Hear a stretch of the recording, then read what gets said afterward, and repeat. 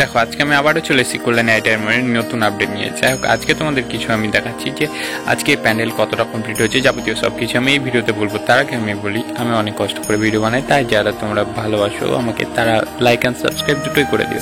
যাক, এখন বাসের স্ট্রাকচার যে সামনের যে কাজটা সেটা দেখে অনেকটাই উচ্চতা হয়ে গেছে, আর এটা প্রত্যেক বছর তুলনায় কোনো ব্যতিক্রম হবে না। ঠিক আছে, এখানকার একটা ঐতিহ্য যে 150 ফুট 145 থেকে 50 ফুট একটা ঐতিহ্যবাহী জিনিস এখানে হয়ে আসছে, এটার এবছরও কোনো ব্যতিক্রম হবে না। ঠিক আছে, এবছরও সেই 150 ফুটই উচ্চতা এখানে করা হয়েছে।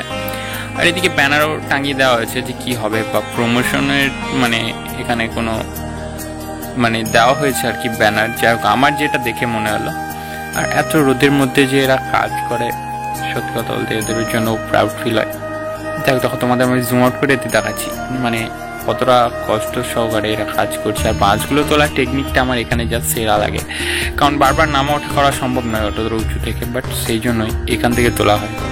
ঠিক আছে, আর দেখো, আর পরবর্তীকালে তোমরা কোথাকার ভিডিও দেখবে আমাকে এখনই একটু কমেন্ট করে বলো। ঠিক আছে, তোমরা যারা ভিডিওটা পুরোটা দেখছো। আর কল্যাণী রথতলা বা কল্যাণী মানে N9 স্কোয়ার পার্ক যা যা যাবতীয় যা যাই হবে সব কিছু তোমাদের কাছে আমি শেয়ার করবো পরবর্তী ভিডিওতে।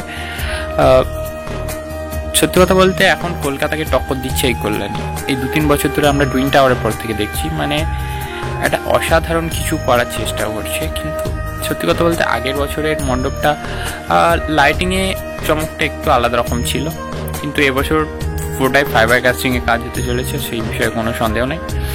আর ফাইবার কাস্টিংয়ে একটা ঐতিহ্যবাহী জিনিস হলো যে ফাইবার কাস্টিংয়ে তোমরা মানে যাবতীয় যা লাইট লাগাও না, সেই লাইটগুলো মানে তোমরা যেমনই লাগাও বা যেমনই প্যান্ডেলটা ইউজ করা হয় খুবই সুন্দর লাগে। যাই হোক, নেক্সট কোথায় ভিডিও দেখতে চাও কমেন্ট করো, আর সাবস্ক্রাইব করতে ভুলো না।